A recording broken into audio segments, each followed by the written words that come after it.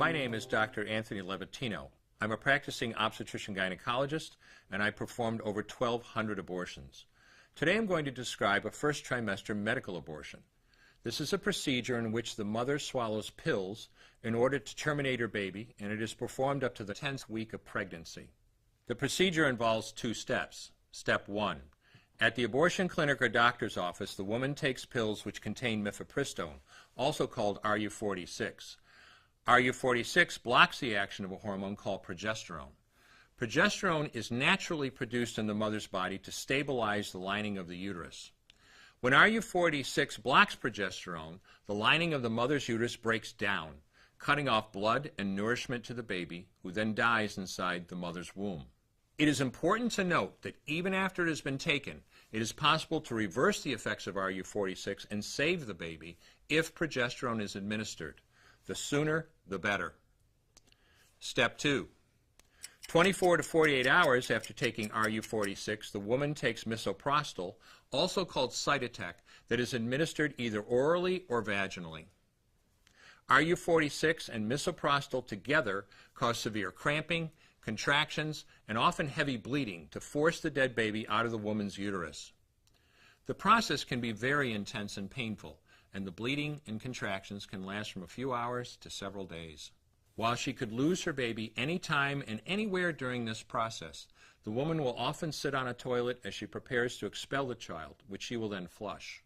She may even see her dead baby within the pregnancy sac. At 9 weeks, for example, the baby will be almost an inch long, and if she looks carefully, she might be able to count the fingers and toes. After she has disposed of her baby, the woman may have bleeding and spotting for several weeks. Bleeding lasts, on average, 9 to 16 days. 8% of women bleed more than 30 days, and 1% require hospitalization because of heavy bleeding. The failure rate increases as the pregnancy progresses. If failure occurs, she will usually be offered a surgical abortion. For the mother, medical abortion often causes abdominal pain, nausea, vomiting, diarrhea, headache, and heavy bleeding. Maternal deaths have occurred, most frequently due to infection and undiagnosed ectopic pregnancy.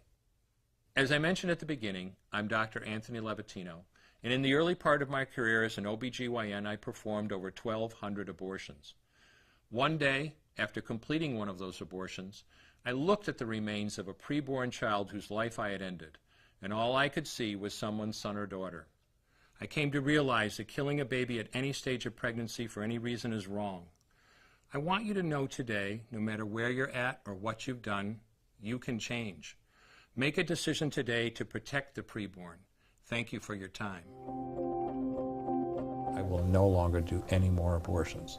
When you finally figure out that killing a baby that big for money is wrong, that it doesn't take you too long to figure out it doesn't matter if the baby is this big or this big or this big or maybe even this big, it's all the same. And I haven't done any since then, and I never will.